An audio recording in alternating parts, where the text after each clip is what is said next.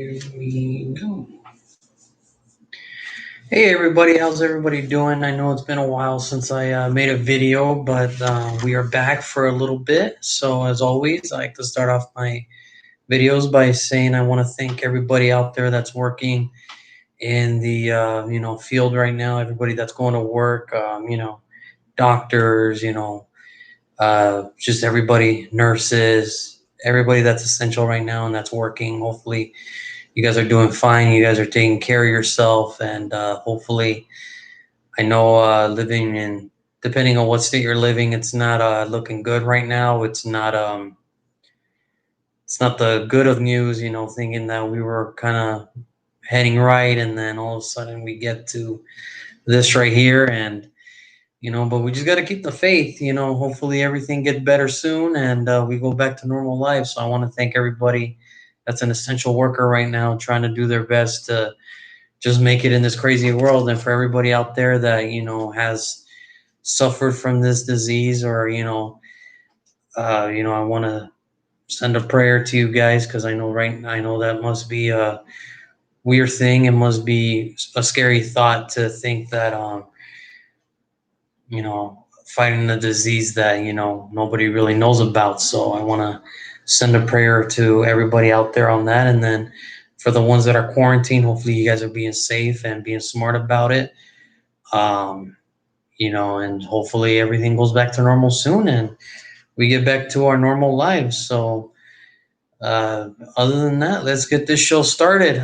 Today, it has been a while since I've done one of these videos, but it is Thursday, so usually I want to do a little throwback Thursday, and today we're actually going to talk about a franchise who turns 25 this year, and that would be the Baltimore Ravens. Now, um, in order to understand where they were or who they are, you really have to go all the way to the beginning.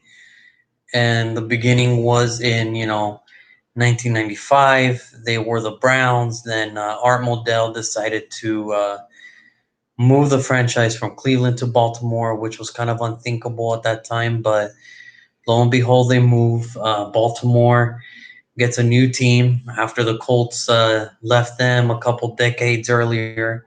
So they get a new team in the Baltimore Ravens. And the Ravens were a new team. They were led by Jonathan Ogden, who was the legendary general manager. He made the move, and he made moves right away. In 1996, that was their first year. They had two first-round draft picks. Their first one was Jonathan Ogden, the offensive tackle out of UCLA, who is now an NFL Hall of Famer. So that's a great start. And then you draft for your second first-round pick, Ray Lewis, who is, as some regard, him as the greatest middle linebacker to ever play. Coming out of the University of Miami, that was your second. It's those are right away two back-to-back Hall of Fame first-round picks, and that was just a sign of things to come. It's just it was going to take a while for them to build them, because remember, the team just moved from Cleveland, so a bunch of players did make a move, a bunch of players did not.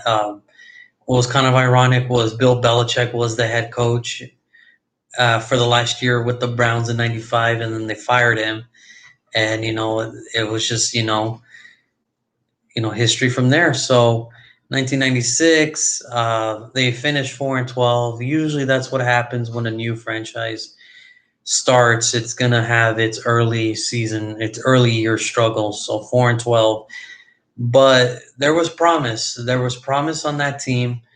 Vinny Testaverde, he came from the Jets to play for the Ravens. He made the Pro Bowl, and he had two wide receivers over 1,000 yards. So that was kind of a good things assigned to come. Then 1997 happened. They finished 6-9-1. And another good sign was their other first round draft pick, Peter Dewar, was defensive player of the year for a rookie with 11 and a half sacks. So it was all promise. And then 1998, Priest Holmes ran for 1,000 yards, but they finished 6-10.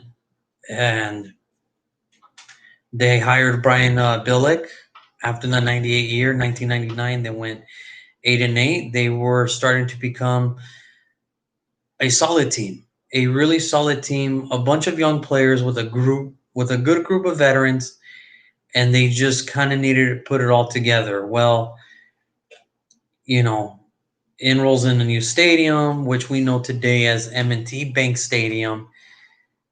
2000 happens, and nobody was going to predict the Super Bowl champs. Nobody would have predicted Baltimore winning the Super Bowl in the year 2000, but they did, and they did it with a very well balanced offense with Priest Holmes, Jermaine Lewis, Shannon Sharp, Ishmael. They did it all. They had the good pieces. They had a good offensive lineman, but the key focus on that 2000 Baltimore Ravens team was that defense. That defense was, as some regarded as the best defense to ever play, and that's including the 85 Bears. And, now years later, there's been other good defenses, the 85 Bears, the 2000 Baltimore Ravens, the '02 Buccaneers, the 2013 Seattle Seahawks, just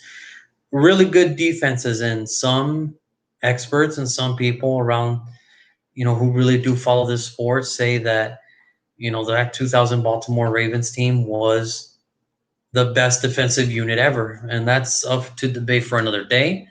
But that was the main focus. They made the wild card, they did their thing, and then they beat the Giants for the end of the Super Bowl. And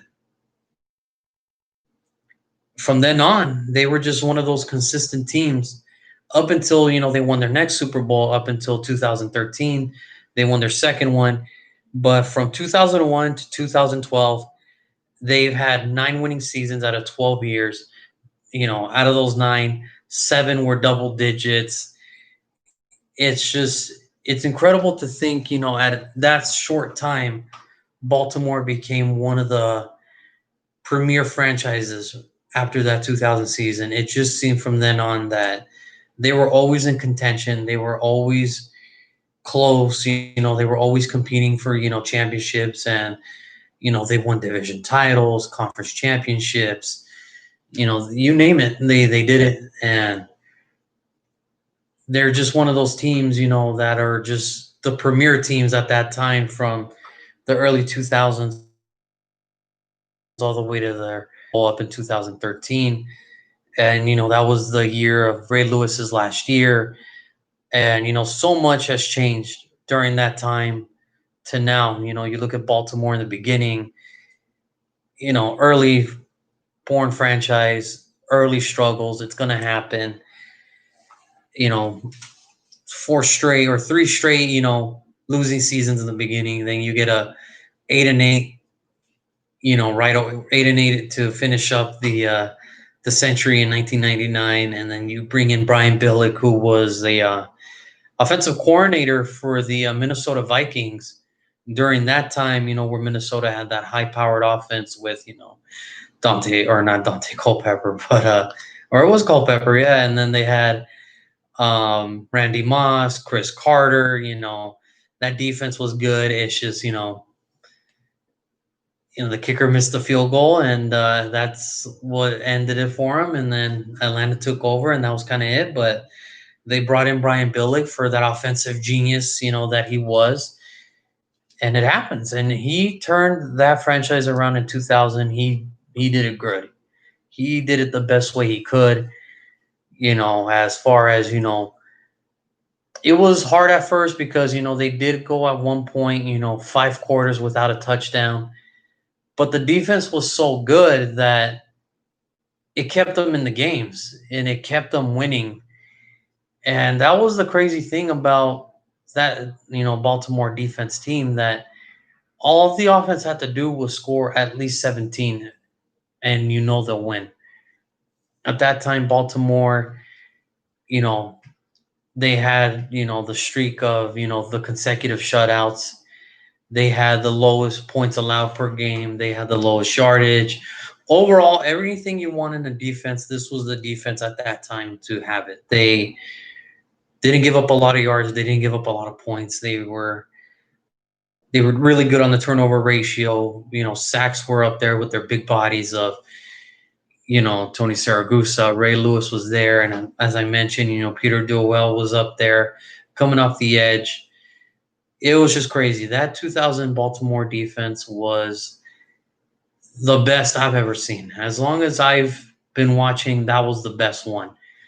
The Buccaneers and the Seahawks, they can compete for number two, but that 2001, that was scary. That was a good defense, and it sucked because the AFC Championship game, Saragusa kind of landed on Rich Gannon and took Rich, and we only scored 3 points in that AFC Championship game. But they were the better team that day. There was nothing we could have done to overcome their powerful defense. So they were the deserving team to go to the Super Bowl that year. They just deserved it just as much. But overall, from 96 to 98, three losing seasons, new stadium, which is giving the fans hope. 99, 8 and 8, 2000, they go on to win the Super Bowl. Then from then on, 9 out of 12 years, winning records. A few AFC Championship games they've won. They won one,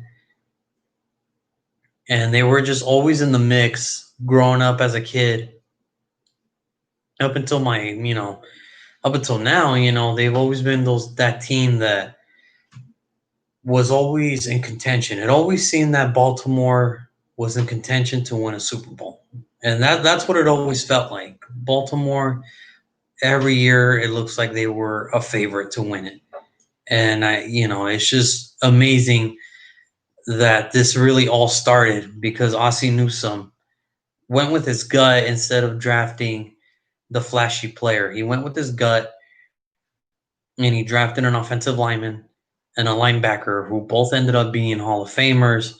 And then along the way, they just started getting great players year in, year out, and it just, Baltimore, for this short period of time in 25 years, they couldn't ask for it any better.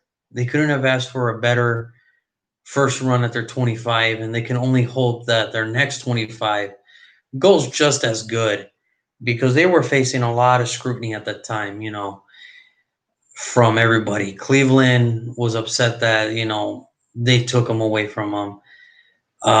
Just, the players that they brought in, people just really kind of gave them a bad name from the whole Ray Lewis thing about, him being charged with a double homicide to, Shannon Sharp, to everybody. It was just a bad rep all around. They weren't the most loved team in America, but you couldn't say without a fact that you had to respect them because they were a great football team. And they still are. And, from the way it's looking now, they look like they're poised to have another great 25 years, They just always seem to know to get the right pieces, and talk about the list of players, the who's who of who didn't play for Baltimore, we can go all the way from Sam Kosh, a punter who was the best punter, for a minute, Dwayne Starks, Adelius Thomas, Jared Johnson, Tony Saragusa, Marshall Yonda, Michael McCray, Chris McAllister, Matt Stover, who is still the franchise's leader in points. Joe Flacco, Terrell Suggs, Ray Rice, Derek Mason, Peter Bover, Haloti Nada, Jonathan Ogden, Todd Heap, Jamal Lewis, Jermaine Lewis, you know, Ed Reed, who's arguably, depending on who you talk to, and for all my Steeler fans out there, way better than Troy Polamalu. Ed Reed is the best safety I've ever seen. I'm not going to say he's the greatest, but as far as so far in my time, Ed Reed is the best safety so far that has ever played that position. And then you got, the Raven, the Baltimore Raven. You look at the the insignia, you see the mascot, you see the merchandise, the Ravens, and the first player that majority of people comes to mind is Ray Lewis. Again, some graded as the best linebacker to ever play. It's up for debate because he was also during that time of Brian Urlacher, and there's a lot of great middle linebackers in the history of the NFL. But for me, he's one of the best, and there's others, and it's debatable, but it's going to be pretty hard to not say, man, it's pretty hard not to say that Ray Lewis was the best and at his position at that time. And then, you also had Terrell Suggs, who was great off the edge. Just so many players that have played for this franchise in just a short amount of time who've had long careers with the Ravens, and that's what it seemed like. The second you get drafted, you kind of seem to have a career. I mean, I think the only one that was kind of shocked was C.J. Mosley. He got drafted, by the Ravens, and then after his contract was up, he decides to take money from the Jets. It happens, but that's another guy, C.J. Mosley. He did his thing. Just so many great players by the Baltimore Ravens is in a short amount of time. For the first 25 years, they're the one of the youngest franchises in the league. They're not the youngest, but they are one of the youngest, and they are the youngest with a winning record. That's with the Houston Texans, the Jacksonville Jaguars, and the Carolina Panthers. And that's kind of where, it just trips you out because this really, again, it all started with, you know, Ossie Newsom's first picks, which was Ogden and Lewis. And it just shows that they were poised to have a great, first tenure. They were poised to have a great franchise. And the only thing I can say after 25 years, for the Ravens is I hope they continue to have, excuse me, I hope they continue to have great success in 25 years. I hope, that franchise, keeps doing their thing. And, Baltimore was pretty lucky to, have two Super Bowls. I know franchises like that, it takes a minute to get a Super Bowl, and they did it. And they did it in a good amount of time. They got two in 25 years. I know that doesn't sound like a lot, but I know when in retrospective, when you look at the Chiefs this year, they waited 50 years to get their second one. And a lot of teams, that's the thing. 2 and 25 is not bad. The Cowboys had to wait almost, 40 years to get their first one. And then it just goes on and on. But overall, for Baltimore, all I can say is, happy birthday to them, and, congratulations to the first 25 years of your existence in the NFL. I hope you guys stay in Baltimore forever because you guys are meant for that city. I wish you guys many more years of success, and to all my Baltimore friends out there, I wish you guys many more great years. Except when you play the Raiders, hopefully you guys lose to them every time. Not gonna happen, but a man can be thankful. But overall, what can I say? 25 years, and looking at the future with Lamar Jackson, Mark Andrews, Bradley Bozeman, J.K. Dobbins, who they just drafted, Marquise Brown. It's gonna be a fun year. It's gonna be fun to see how they keep, showing that franchise, and they keep doing good things to that franchise. And hopefully soon, you know, hopefully soon we see the future of Baltimore and its existence right now with Lamar Jackson, who was just the unanimous MVP this year. So it's only going to get better. Here's to the next 25 years, and I wish you guys all the best, down the road. So that's going to do it for today, you guys. It is going to be a short video today. We do have some other things I have to take care of, but tomorrow I will be back on for kind of a update of what's going on in the NFL from everything, from the whole Deshaun Jackson thing, his post to just everything around the NFL right now to Patrick Mahomes getting his money. A bunch of players that got tagged got extended at the deadline. Dak was not one of them. So what does that mean? In my opinion, I'm going to give out some opinions on that. And overall, just what's going on in the NFL. And hopefully you guys tune in tomorrow. It's Friday, so let's all try to finish strong. It's the end of the week. Let's all try to finish strong and let's get ready for this weekend, which I'm sure we are all looking forward to. Especially, in the summertime now, it's hot. We all want to just get home and go straight to our AC. So, other than that, I have nothing on my comments here, just a couple highs. Anything over there? No?